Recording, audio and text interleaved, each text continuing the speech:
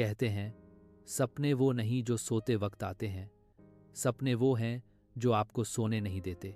और आज मैं आपको एक ऐसे ही लड़के की कहानी सुनाने जा रहा हूँ जो छोटे से गांव से निकला था, बिना अंग्रेजी, बिना पैसे, लेकिन एक चीज साथ लेकर, जोश। शुरुआत गांव का लड़का उत्तर प्रदेश के एक छोटे से गांव में रहता था, अमन। गांव में न बिजली ठीक से आती थी, न सड़कें, न स्कूलों में बेंच कुर्सियां। बच्चे मिट्टी में बैठकर पढ़ते और गर्मियों में स्कूल की छत ऐसे तपती जैसे तवा। अमन भी उन्हीं में से एक था, फटी कॉपी, टूटी पेंसिल, लेकिन आंखों में सपना। हर दिन वो अपने स्कूल जाते वक्त एक सवाल सोचता, क्या मैं भी बड़ा आदमी बन सकता हूं? लेकिन गांव के लोग हौंस देते, अरे अमन, तेरा बाप तो खेत में मजदूरी करता है, तू क्या करेगा शहर जाकर?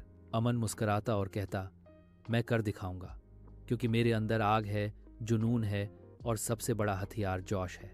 पहली बार सपना देखा, एक दिन गांव में मास्टर जी आए। उनके पास थी एक चमकदार लूना बाइक। पहली बार अमन ने किसी मशीन को पास से देखा। वो हैरान होकर बाइक के पास गया, उसको छूने लगा। तभी मास्टर जी आए और बोले, ओए क्या कर रहा है, तोड़ देगा क्या? और बिना कुछ सुने उन्होंने उसे डंडे से मार दिया। अमन की आंखों में आंसू थे, लेकिन उसने उसी वक्त कहा, सर मत मारो, एक दिन मैं भी ऐसी गाड़ी लूंगा। वो सपना वहीं से शुरू हुआ। स्कूल से शहर तक वो पढ़ाई में ठीक था, पर अंग्रेजी में बहुत कमजोर, क्योंकि उसके स्कूल में ए फॉर एप्पल तक 6th क्लास में सिखाया गया था। 12 तक पहुंचा तो स्कूल के पास न बेंच थी न पंखा। वो मिट्टी पर बैठकर पढ़ता और सोचता, एक दिन मैं भी कॉलेज जाऊंगा, बड़ा बनूंगा। 12 पास करने के बाद गांव के लोग बोले, अब खेती कर, बापू की मदद कर।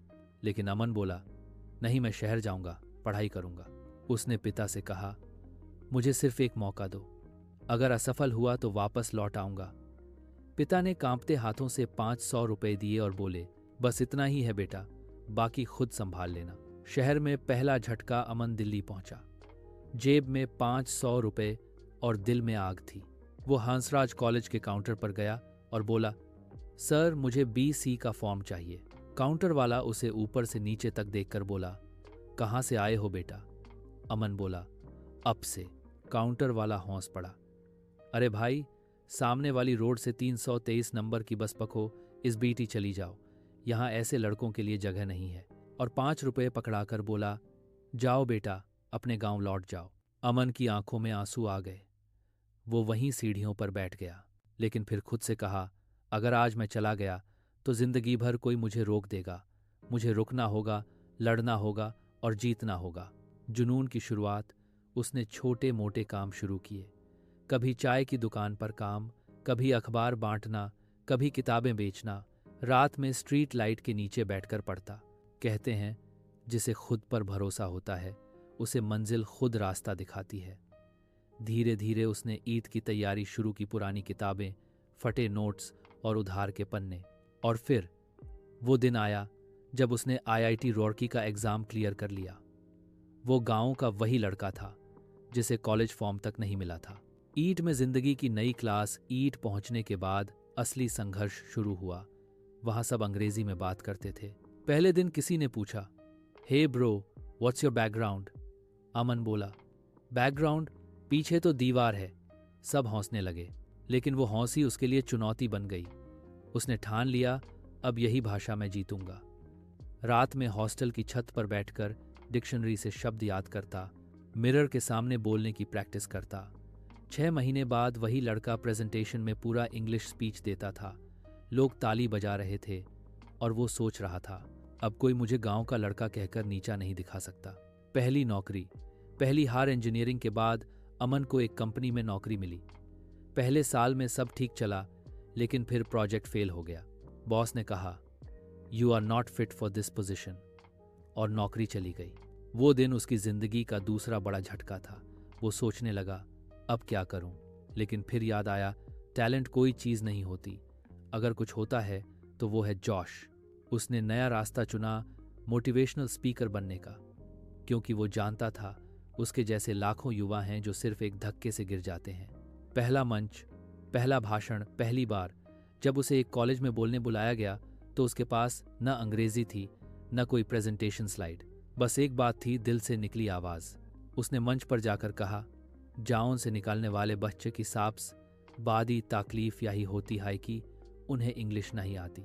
उन्हें आईना दिखा दिया जाता है, बेटा तुम यहाँ के नहीं हो, लेकिन याद रखो टैलेंट कोई चीज़ नहीं होती। अगर कुछ होता है तो सिर्फ एक चीज़ होती है, जोश। और अगर आपके पास जोश है तो टैलेंट खुद चल कर आएगा आपके पीछे। पूरा हॉल तालियों से गूंज उठा। फेलियर सक्सेस का दूसरा नाम उस दिन के बाद अमन के भाषण वायरल होने लगे। वो हर मंच पर कहता, फेल होना कोई बुराई नहीं है, गिविंग अप बड़ी बात है। एक दिन एक छात्र ने पूछा, सर फेलियर से डर कैसे निकले? अमन ने कहा, फेलियर जिंदगी का हिस्सा है। अगर आपने असफलता नहीं देखी तो आपने असली जीत नहीं देखी।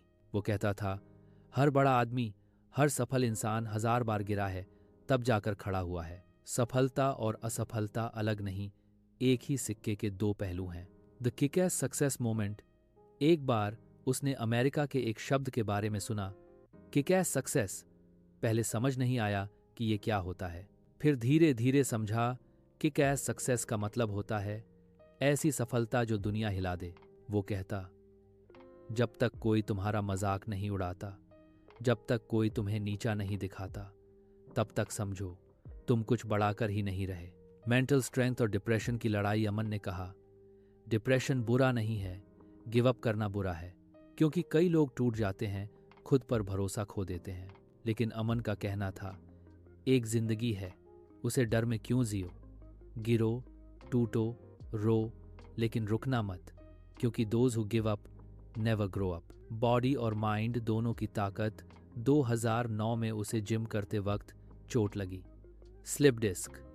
डॉक्टर ने कहा, अब 5 किलो से ज्यादा मत उठाना। लेकिन उसने कहा, डॉक्टर आप चोट ठीक कर सकते हैं, लेकिन मेरा जुनून नहीं छीन सकते। 1 साल बाद वही अमन जिम लौटा और आज एक 100 किलो बेंच प्रेस करता है मुस्कुराते हुए। वो कहता है, pain temporary high, pride permanent high. आज वही अमन देश के बड़े मोटिवेशनल स्पीकर्स में से एक है। वो टेडएक्स, आईआईटीज और कॉर्पोरेट इवेंट्स में बोलता है। लाखों बच्चे उसकी कहानी सुनकर कहते हैं, सर हम भी गांव से हैं, लेकिन हम भी कारेंगे। वो हर भाषण के अंत में कहता है, टैलेंट ना ही जोश चाहिए, स्किल ना ही विल चाहिए, क्योंकि अगर आपका अंदर एएजी हाई तो दुनिया आपको रोक ना ही सकती।